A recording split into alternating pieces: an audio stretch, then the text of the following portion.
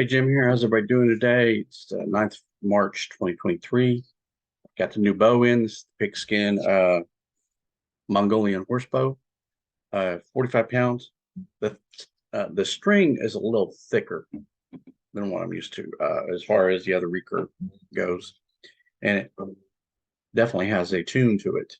So I've already fired this on the indoor, this arrow here, which I'm getting ready to show you, and it has a little bit of a hum to it. So I'm going to go ahead and give you some silencers right here, so that way you don't hear it so good. Anyway, you also got the fire basket broadhead. This is used when you're wanting to set things to fire at distance. The thing about this is it'd be cool for a Viking funeral kind of thing. So, yeah, it's good to maintain in your arsenal. I also have the other broadhead. I have both of these. So I wanted to see, okay, as before, this one here kind of is peened on the tip. So it's almost rounded, and this one is not. So that's why I wanted to double check, see if there's going to be any variations. Yeah, you got a loud car. See any variations in the construction of these. But I'm going to go ahead and mod this one and bevel it even more, make it as sharp as I can, and maintain this one as is, and see what the differences are. Because I do believe in several of the forge videos I've seen, and some of the movies that pertain to the forging of arrowheads, Hawk the Slayer being one. There's a scene where the Elven Bowman guy, oh, I can't remember his character name. Anyway, I've seen the movie so many times though, I'm surprised I forget it. But anyway, Crow was his name. He gets arrows from a smith, and they're really pristine looking compared to what I have here. Or even, I mean, I've modded these. As you see the silvery edge, I've taken a file to these and filed these down because they came very rounded. So, and also this, if you see the silvery part of that one now compared to the other video, I've smoothed this out because it had a bunch of burrs in it. And so now I'm going to take one edge and bevel it even more and make that sharper, because it's a rope cutter. This is, yeah, at 70-pound pull, I shoot this and it's probably going to cut a rope so long as I have the strength in the spine of the arrow. This is heavy, so the heavier the front of it, the more strength in your spine you're going to have of the arrow. And I'll make a video explaining that at a later date. All right, and that'll be the 3 parts, 20 minutes each video I plan on doing here, and I'm scripting all that now. So, but anyway, this arrow here, field point is one I shot. This does not like to come out of the target at all. It's got a hell of a pronounced edge right here, or end. So pulling it out of the target is probably going to break these. So, but anyway, these will go on that if one of them decides to pop off, or if one of them has to break. These are wooden arrows. These are not carbon fiber or aluminum. So they're self-knot, as you can see, and they have feathers on them. So I like those. They're really light though, so I'm hoping that'll work out. But I have a handguard for my left hand holding the bow, so that way, in case there's a breakage on release of the string, I'll have the protection on my hands. It's really thick leather. I'll grab that up and show you in a different video on that one. Carbon fiber, wood looking arrow, also feathers. These are plastic knot. Of course, these are, you're seeing this is green right here. So the green screen behind me is going to reflect whatever's on the green screen is going to be in here. And I'll show you that here in a second. But these are small cutters. So that way, in case we get penetration, I'll shoot the wooden one first, and then I'll try to shoot a cutter at it and see which one I can split it with. The standard range for archery is 20 yards. Any competition I've noticed, that's 20 meters, Olympic standard. So I plan on looking into that. I'll start there and I'll work my way back.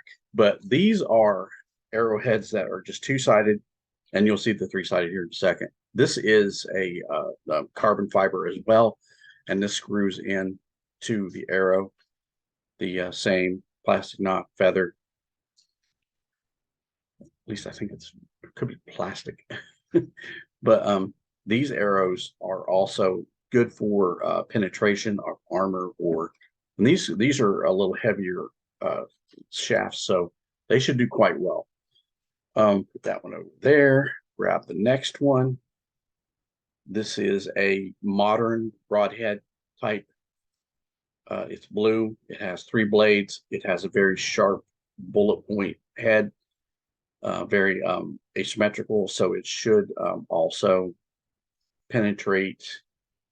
And we're going to look at modern and medieval arrows on medieval armor, and check that out. It'll be gambeson.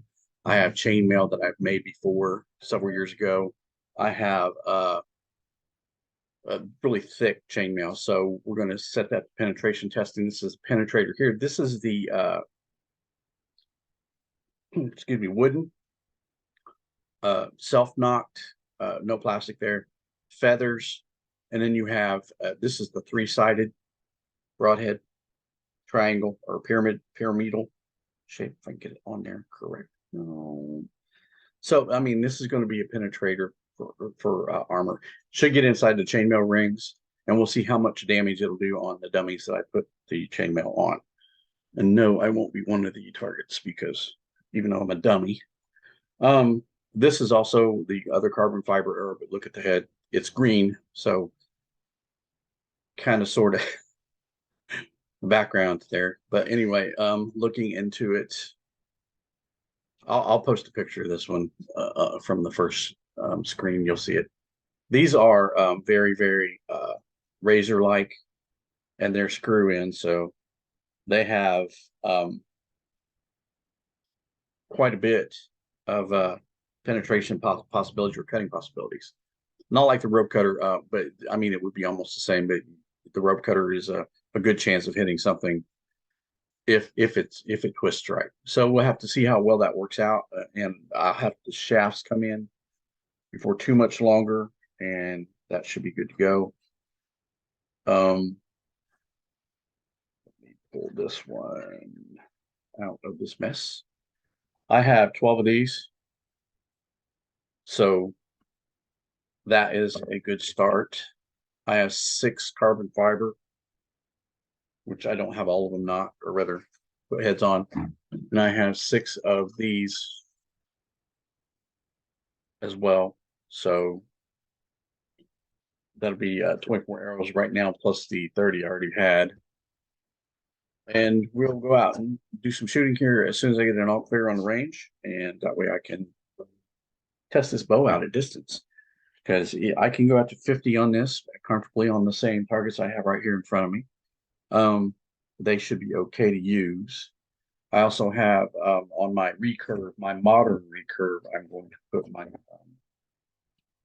nocking. I have nocking pliers and a knock set, so that way I can get that all squared away and be happy with that. This is a little thick, so I don't think that'll fit on here. And I'm not really sure where the center of the balance is on this yet. I'm gonna have to do some work on this, play with it a little bit, pull and see where I'm at, and we'll go from there. So stay tuned. There's going to be a lot more coming. I got a 3-part series coming up on choosing your bow, choosing your arrows, and understanding all the parameters therefrom. That way you can get started in archery, and you can get into the medieval stuff as well. There are some really outlandishly beautiful bows that are super expensive. This one costs $119. Amazon ships it. Of course, you got a little bit of tax on top of that, so you're talking about $125, $126 shipped to you. And I'll put the link in the description below on this one and another bow I'm going to get. That way, we have a good direction for you to go in, depending upon what you want to do. These are really nice bows. I tried to find the Hawkeye bow from Marvel Universe, and I found similar ones, but I haven't found that one specifically. So I'm gonna have to see if Etsy has that, and if it does, I'll make it. I'll snatch one up and bring it to the range and fire that one and get it going. But I'm gonna have another longbow. It'll be an English longbow, and I might have a Turkish horse bow as well in the next week or two. And we're going to test out accuracy and dependability and see if there's any breakages and go from there. Because I'm going to leave this one knocked for a whole day, or rather, excuse me, strung for a whole day, and go from there. This is a new shirt I also got. It's I have the black string as well. I'm going to put that on here and take these white ones off. This is a beige, uh, extra large, and this one fits me barely. So I don't know who they designed these after. Kids, I don't know. I couldn't tell you. Whoever the models were say, you know, well, it looks like an extra large. I'm wearing extra large, and it fits just about right. The neck, however, you know, uh, but whatever. Probably have to go 2XL, but these are linen, so they're not really. Even though I'm warm today, the sun is on this side of the house at 1:38. Well, it's just now past middle, and we're it's a 40-degree day, I do believe. 40 45 degrees, and we're supposed to get some rain here shortly. It's full sunshine right now, and possibility of snow in the morning, or flurries, or wintry mix as spring, or excuse me, winter bikes in just before spring kicks in. So that's normally how it goes in Indiana. Um, Up north, they'll probably get more snow than what we will, but we're supposed to get a little bit. I have no idea. We'll find out tomorrow morning. So, without being said, I'll have to get everything organized and make a good video for you people, so that way you can understand where you want to go with your archery. Because when it's all said and done, this is all you're going to have. That's a political point of it. And anybody that's not paying attention, archery and bow, it's a program, really. So, as in England, I do believe it was in 1530s. It could have been 1350s. But the video will tell you everything you need to know, and I'll bring it to your attention that England made a law to where all men 15 to 60 knew how to use a bow. It was a law. You had to do it. You had to be proficient with a bow. So now, unless you had some special situation where you couldn't fire a bow, or whatever it may be, yeah. Anyway, nonetheless, that was a good plan, and it may be re-implemented before too much longer, because, like I said, that's all you're going to have. You get about 100, 150 arrows, good to go. That's war stock right there. So we'll get into that, more details on that here in the next few weeks, and you guys will like, share, subscribe, and be back with more, so that way you have an understanding of what's going on and how you can better yourself while becoming a great bowman or bow woman. There's all ages, but all sexes, all everything. You can do it. It's not hard, but it's fun to shoot, and we even get into how easy it will be to split an arrow at more than 20 yards. All right, stay safe, stay alive. We'll see you again.